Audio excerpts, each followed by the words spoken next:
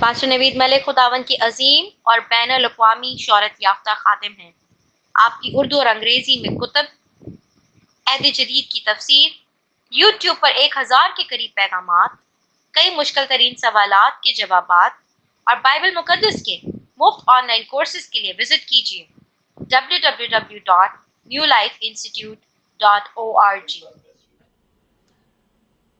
وہ جس کے نام کے آگے ہر ایک گھٹنا جھکنے کو ہے اور ہر ایک زبان اقرار کرنے کو ہے کہ یسوع مسیح خداوند ہے، اس کے بزرگ، مقدس اور خوبصورت ترین نام میں آپ تمام ناظرین اور سامعین کی خدمت میں آداب بجا لاتا ہوں اور دل کی اتھاہ گہرائیوں سے ممنون ہوں کہ خداوند نے مجھے آج پھر یہ موقع دیا، ان سانسوں کو بحال رکھا اور دل کی دھڑکنوں کو برقرار، تاکہ آپ کے ساتھ مل کر میں خداوند کے اس زندگی بخش کلام کو سیکھ سکوں اور جو سیکھا ہے اس کو آپ کے ساتھ شیئر کرنے والا ہو سکوں۔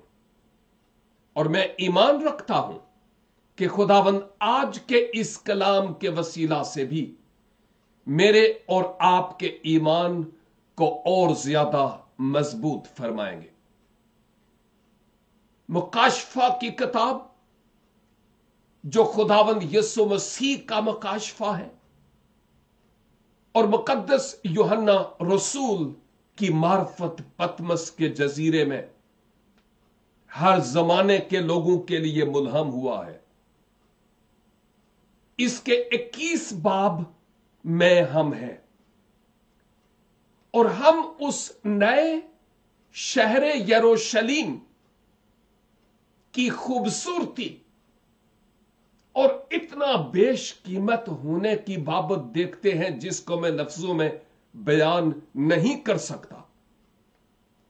اسی تواتر کو کنٹینیو رکھتے ہوئے میں اسی 21 باب کی آج 22 اور 23 دو آیات آپ کے سامنے رکھوں گا، اور جیسا میں نے کہا یقیناً میں اور آپ اور زیادہ ان آیات کی سٹڈی کے وسیلہ سے ایمان میں تقویت پائیں گے۔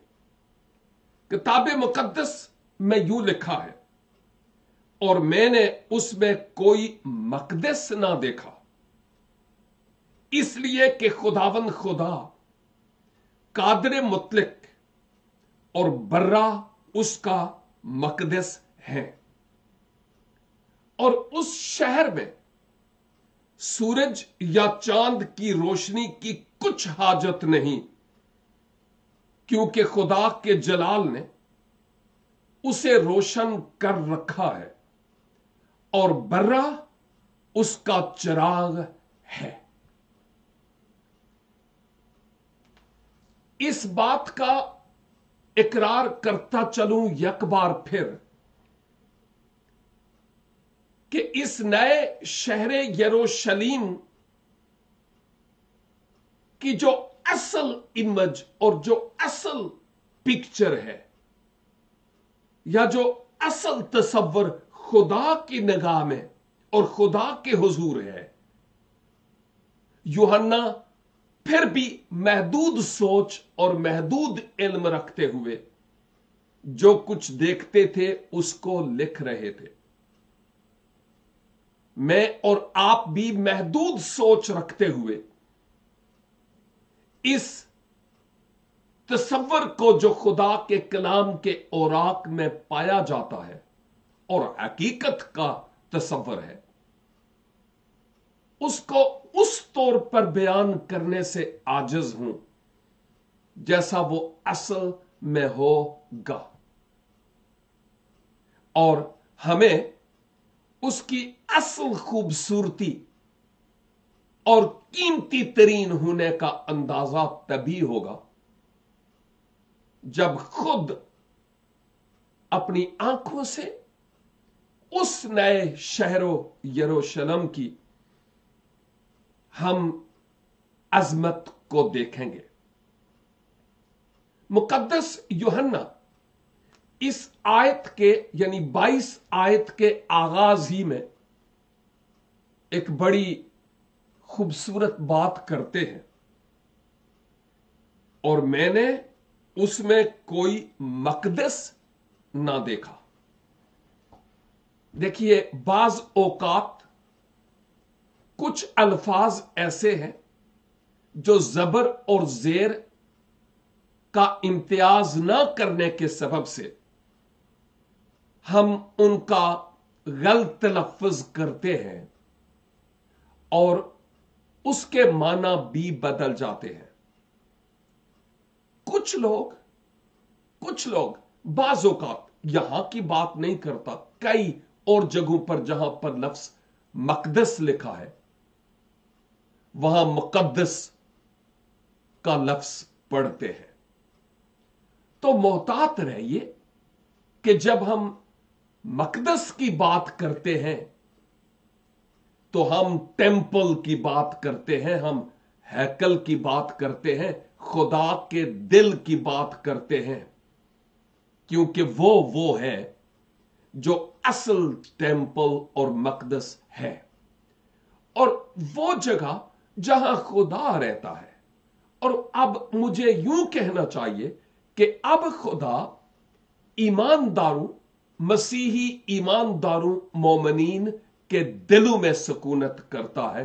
मेरा और आपका दिल उसका मकदस है, और अगर दिल मकदस है तो सर तपा हम खुदा के लिए मुकद्दस किए हुए हैं। इस बात को समझना जरूरी है। मुकद्दस यूहन्ना ने जब यह तजर्बा किया, और लगता है कि वो कुछ ढूंढ रहे थे, और वो सोचते हुए होंगे कि ये नया शहर यरूशलेम, और यरूशलेम तो हर दौर में ऐसा यरूशलेम रहा जहां पर खुदा का मकदस रहा है। हर जमाना में खुदा का मकदस रहा, इवन ये खुदा का शहर कहलाया। और अगर खुदा का शहर था और है तो वहां पर मकदस भी था। यूहन्ना इस बात को जानते थे, और अब उनकी सोच गोया कुछ यूं तब्दील होती हुई नजर आती है कि जब नया शहर यरूशलेम उनको दिखाया जाता है तो इस मंजर को देखते हैं कि यह खुदा का शहर जिसमें खुदा के लोग होंगे। तो लगता है कि यूहन्ना ढूंढ रहे हुए होंगे कि अगर यह शहर इतना खूबसूरत है तो फिर इस शहर में खुदा का मकदस कितना खूबसूरत होगा, कितना हसीन होगा। उसका मैं नजारा करना चाहता हूं। और यूं लगता है कि चारों तरफ आपने नजरें घुमाई, लेकिन वो मकदस जो आप माजी में यरूशलेम में देख चुके थे, इस तरह का कोई मकदस आपको नजर नहीं आया। कोई मकदस नहीं था। और नए यरूशलेम में इस बात को समझने की जरूरत है कि खुदावंद खुदा ही सब कुछ होंगे। मैं इसकी थोड़ी सी और तफसील और तफसीर करता चलूं, और वो ये कि कदीम अदवार में, हर जमाना में और हर शहर में मुख्तलिफ इबादत गाहें होती थीं जहां पर लोग अपने माबूद को, अपने इलाह को सिजदा करते और परस्तिश करते और उसकी पूजा करते थे। और कोई भी शहर जिसमें इबादत गाह ना होती वो बड़ा अजीब सा लगता कि ये कैसा शहर है। मसलन आज के दौर में अगर मैं यूं कहूं कि हम शहर में हों और शहर में कोई बैंक ना हो, यह कैसा शहर होगा? या शहर जिसमें कोई शॉपिंग मॉल नहीं है, वो कैसा शहर होगा? यह सिर्फ एक झलक है इस बात पर से पर्दाकुशाई करने के लिए कि मुकद्दस यूहन्ना यह सोचने लगे कि अगर यह नया यरूशलेम है तो पुराने में तो मकदस था, और अब इस नए यरूशलेम में कितना खूबसूरत मकदस होगा, वो उसको तलाश करते हैं। लेकिन अब यूं उनको लगा कि यह नया यरूशलेम बगैर मकदस के है, और उसकी कुछ वजूहात भी है। एक तो यह कि इस किताब मुकद्दस के मुताबिक हमने अहद अतीक में भी, यानी पुराने अहदनामा में भी, खाबो खैमाए इज्तमा था, खाबो हैकल थी, एक महदूद सा मकाम था जहां खास वक्त पर खुदा की हजूरी होती थी, और खुदा के लोग उसकी हजूरी में जाया करते थे हैकल में। लेकिन जहां खास खुदा की हजूरी होती थी, वहां साल में एक ही बार सरदार काहिन जा सकता था, इंतहाई पाकीज़गी के आलम में। एक महदूद मकाम। और माबाद जब हम यरूशलेम की बात करते हैं तो यरूशलेम में भी एक महदूद सा मुकाम था, हैकल, जो बाद में पूरी दुनिया में हमें वो नजर नहीं आती, उसी मकाम पर वो थी। ये महदूद से मकाम की बात हो रही है। शहर यरूशलेम में एक मकाम पर, महदूद मकाम पर, यह हैकल या ये टेंपल पाया जाता था। लेकिन यहां जो नया शहर यरूशलेम है, इसमें कोई भी चीज महदूद नहीं है। गैर महदूद हर एक चीज हमें नजर आती है, और यह भी कि यह पूरे का पूरा शहर यरूशलेम खुदा का मकदस है। पूरे का पूरा शहर यरूशलेम, जो न्यू जेरूसलम की हम बात करते हैं, जो यूहन्ना ने आसमान से उतरते हुए देखा, वो मुकम्मल तौर पर पाक और मुकद्दस शहर है, जिसमें किसी मकदस की जरूरत नहीं, क्योंकि कुद्दूस खुदा जो लामहदूद है, पूरे नए शहर यरूशलेम में अपने मुकद्दसीन के साथ होगा, आदमियों के बीच में अपना खेमा फिर से लगाएगा। और याद कीजिए कि खा वो खेमाए इज्तमा था या हैकल अहद अतीक की बात, या यरूशलेम में खुदा का मकदस, ये तमाम यूं लगता है जैसे एक नबुवती रूह है, क्योंकि ये तमाम मकदस इस बात की तरफ इशारा कर रहे थे कि खुदा अपने और अपने लोगों के लिए ایک ایسا مقدس بنائے گا جس میں خود خدا موجود ہوگا اور وہ تمام شہر خود بخود خدا کا مقدس ہوگا. وہاں پر کوئی محدود سی چیز نہیں ہوگی کہ ہم فلاں جگہ پر جا کر ہی خدا کی عبادت اور پرستش کریں. جہاں چاہیں ہم کر پائیں گے. لیکن ایک یہ بھی بات ہے کہ وہ خدا آج نہ تو ہاتھوں کے بنائے ہوئے بڑے بڑے گرجوں میں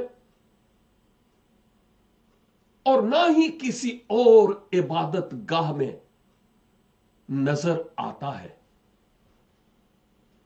کیونکہ خدا نے جو کہا وہ یہ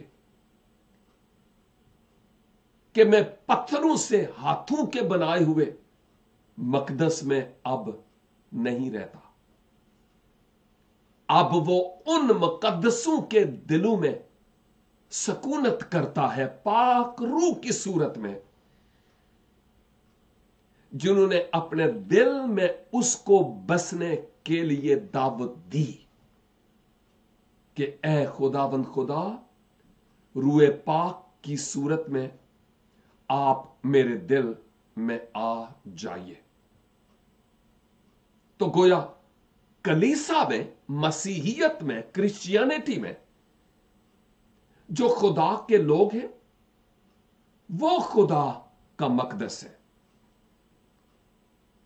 لیکن نئے یروشلم میں سارے کا سارا ماحول خدا کا مقدس ہی ہوگا، اے ٹو زی. ان باتوں کو سمجھنے کی ضرورت ہے.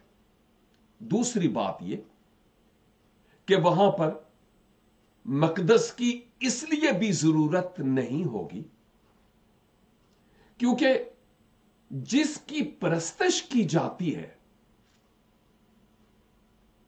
اب وہ کسی محدود سی جگہ پر پاک مقام یا پاک ترین مقام میں نہیں ہوگا. اب وہ اس پورے شہر یروشلم میں راج کر رہا ہوگا اور خدا کے لوگ خدا کے ساتھ ہوں گے. تو بھائی، جس کی پوجا کی جاتی ہے، جس کی پرستش کی جاتی ہے، جس کی حمد کی جاتی ہے، جس کی تمجید کی جاتی ہے، جس کے حضور شکر گزاری کی جاتی ہے، جس کے حضور سجدہ شکر بجا لایا جاتا ہے، اپنی مناجات پیش کی جاتی ہے، وہ خود اس پورے شہر کو اپنی قدوسیت کے سبب سے منور کیے ہوئے ہوگا. یہ ہے وہ صداقت جو یہاں ہمیں نظر آتی ہے.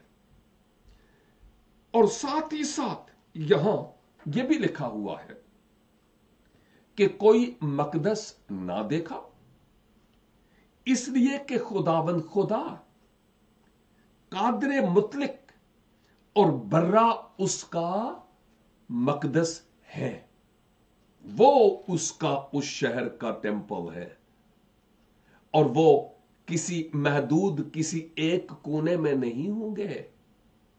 ذات لا محدود کی صورت میں اس پورے شہر نئے یروشلم میں ہر مومن کے لیے وہاں پر موجود ہوں گے، جس سبب سے کسی اور چیز کی وہاں پر ضرورت نہیں ہے.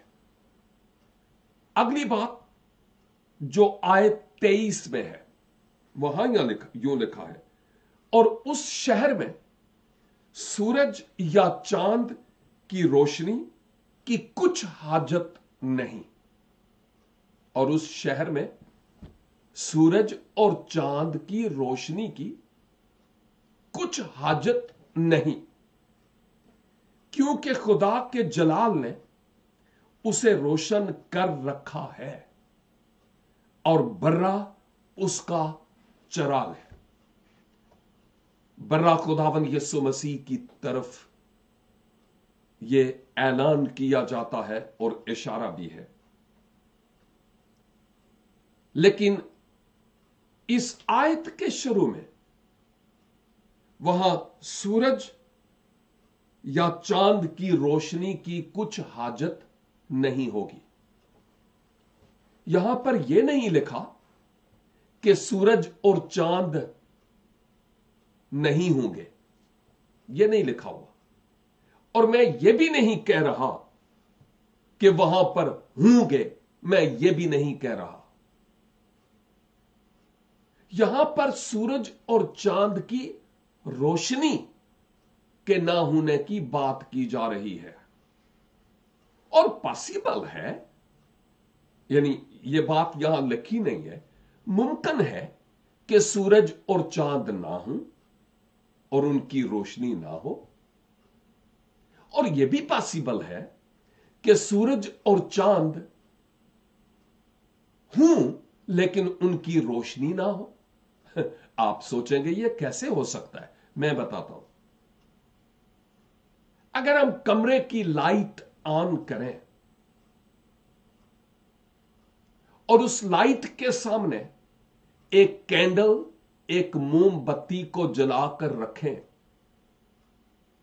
तो उस लाइट का और उस कैंडल का क्या मुवाजना? समझ आई है? उस लाइट का और उस कैंडल का क्या कंपैरिजन है? कोई कंपैरिजन नहीं, क्योंकि उस लाइट के मुकाबले में यह मोमबत्ती कोई हैसियत नहीं रखती। तो जहां खालिके कायनात और खालिके अर्जो समा बजाते खुद मौजूद होगा, जो नूरों का बाप है, जिसमें जरा भी तारीकी नहीं है, जिसके चेहरे के देखने की ताब मूसा में भी नहीं थी, और पौलुस पर सिर्फ नूर की चमक पड़ी जब वो साउल था, तो रोशनी आंखों की जाती रही। तो उसके सामने ये सूरज और चांद क्या हैसियत रखते हैं? और ये मेरे लिए और आपके लिए जब तक इस जमीन पर हैं, वक्तों और मियादों के इम्तियाज के लिए, सुबह और शाम के लिए और औकाते कार के लिए है। लेकिन यह भी बात मैं कहता चलूं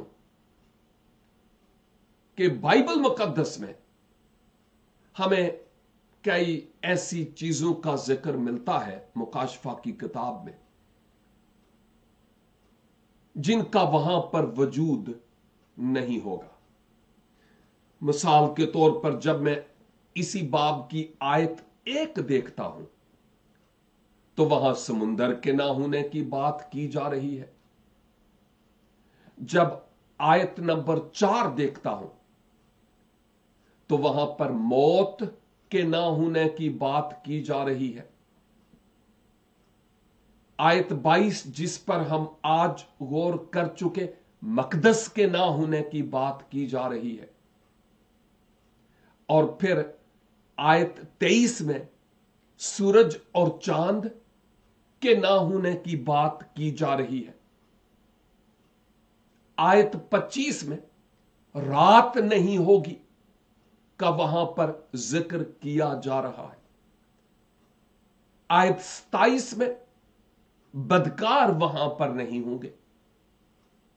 और फिर 22 बाब और उसकी 3 आयत के मुताबिक लानत वहां पर नहीं होगी। और पौलुस रसूल के खतूत के मुताबिक वहां आंसू नहीं होंगे। और फिर मुकाशफा की किताब के 20 बाब के मुताबिक भी ये जमीन और ये आसमान जिन पर आज खून खराबा हो रहा है, ये भी बाकी नहीं रहेंगे। तो आप खुद अंदाजा कर लीजिए कि वो एक कैसा मुकाम होगा जहां इनमें से कोई चीज नहीं होगी, खुदावंद खुदा की हुजूरी उसके लोगों के बीच में होगी। 400 हर 100 उसकी हजूरी उसके लोगों के बीच में होगी।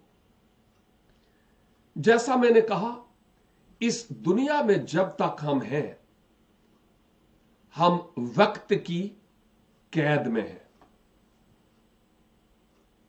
इस वक्त ने हमें मुकय्यद करके रखा है। मैं जाती तौर पर जब पाकिस्तान में भी था, मुझे लोग जानते हैं कि मैं वक्त का हमेशा पाबंद रहा, और आज भी अगर ज्यादा नहीं तो 5 मिनट वक्त से पहले जहां मुझे पहुंचना होता है मैं पहुंचता हूं, कोई बहाना नहीं। और स्वीडन में एटलीस्ट, यहां पर, वैसे तो पूरे यूरोप में, लेकिन एटलीस्ट मैं यहां की बाबत जानता हूं। अगर हमने 6 बजे का टाइम दिया और अगर 6:05 पर आप पहुंचे, तो जिसके पास जाना है वो आपसे ये पूछने का हक रखता है कि मेरी जिंदगी के ये 5 मिनट आपने क्यों जाया किए। और बात भी सही है, उसकी जिंदगी के ये 5 मिनट जाया हुए मेरी वजह से, जिस सबब से टाइम पर, वक्त पर, इवन केवल इस वक्त पहुंचना, यह हमारा तर्जे हयात होना बहुत जरूरी है, किसी भी इबादत में या कहीं भी। तो खैर, कहने का मतलब यह है, यह वक्त हमें महदूद करता है और हमें इसने कैद किया हुआ है। बिल्डिंग्स, चर्च बिल्डिंग्स, बाज लोगों का यह ख्याल है कि बस फलां चर्च में जाएंगे वो भी नंगे पांव तो फिर हमारी दुआ सुनी जाएगी। फलां चर्च बिल्डिंग, फलां चर्च बिल्डिंग, फलां चर्च बिल्डिंग। और मसीहियत के अलावा भी कई लोग हैं जो लाखों रुपए खर्च करके दूसरे ममालिक में जाते हैं कि वो जगह बहुत मुकद्दस है। लेकिन खुदावंद की तारीफ करता हूं कि हम उस मकदस की इंतजार में हैं जहां खुद माबूदे हकीकी होगा, और उस माबूद को ढूंढने के लिए पूरब या पश्चिम नहीं जाना पड़ेगा। हमेशा 24/7 इस वक्त की कैद से बालातर होकर उसकी हुजूरी में हम शादमान रहेंगे। आज की इबादत की रसूम है, ये करना है, वो नहीं करना, ये करना है, वो नहीं करना, उठो बैठो, इस तरह करो, उस तरह करो। दुआए रब्बानी पढ़ी है, दुआए रब्बानी नहीं पढ़ी, पढ़ी है तो क्यों पढ़ी है, नहीं पढ़ी तो क्यों नहीं पढ़ी, बाप बेटा किया है कि नहीं। ओह, बहुत सारी बातें हैं। पहले ये करेंगे, पहले ये, पहले ये, फिर हदिया, फिर ये, फिर चाय पानी, बहुत कुछ यहां पर है। ये हमें महदूद करती हैं ये चीजें, और हमारी तवज्जो को उस तरफ ले कर जाती है। और साथ ही साथ इस दुनिया में कुर्बानियां होती रही हैवानात की। आज लोग अपने पैसा की, अपने वक्त की, अपने आप की कुर्बानी देते हैं और इसी की जरूरत है। लेकिन वहां किसी कुर्बानी की जरूरत मजीद नहीं रहेगी। हम यहां पर मौसीकी से मुताल्लिक वो कहते हैं ना, रीस करना। अगर उस चर्च के पास ड्रम सेट और यामाहा का कीबोर्ड और पता नहीं कितने माइक्स हैं और पीछे लाइटें लगी हुई हैं, वाह वाह वाह वाह। हमारा चर्च क्यों पीछे रह जाए? हम अपने चर्च में भी ये करेंगे। हम यूं सोचते हैं, ये चीजें हमें महदूद कर रही हैं। लेकिन जब खुदावंद खुदा के हुजूर उस मकदस में, उस टेंपल में, उस नए यरूशलेम में हम होंगे, तो हमारा totally focus, our whole concentration जिस पर होगी वो खुदावंद हमारा खुदा और बर्रा यानी निजात दहंदा खुदावंद यीशु मसीह पर होगी। हमारी तवज्जो का मरकज खुद खुदा होगा। हमारा फोकस, हमारी कंसंट्रेशन तखलीक पर नहीं बल्कि खालिक पर होगी। हालेलुया। हमारा फोकस तखलीक पर नहीं बल्कि खालिक पर होगी। और काश कि आज की इस दुनिया में हम चीजों की, गिरजाघरों की तारीखी है या नहीं, बड़े हैं या छोटे हैं, और ना ही रसूमात की और ना ही मौसीकी की बाबत इतना ज्यादा फोकस करें कि जिसकी इबादत की जाती है उससे फोकस हट जाए, यह मुनासिब नहीं होगा। खुदावंद ये चाहते हैं कि हम अपनी जिंदगी में अव्वल दर्जा खुदावंद अपने खुदा को दें। और इसीलिए यहां पर यह लिखा है, वहां सूरज और चांद की रोशनी की कोई हाजत नहीं होगी, क्योंकि खुदावंद कादर मतलब खुदा और बर्रा उसका चिराग होंगे। रोशनी, खूबसूरती, यह रोशनी जिसका यहां पर जिक्र है, यह और खूबसूरती ये इल्म को, नॉलेज को पेश करती है।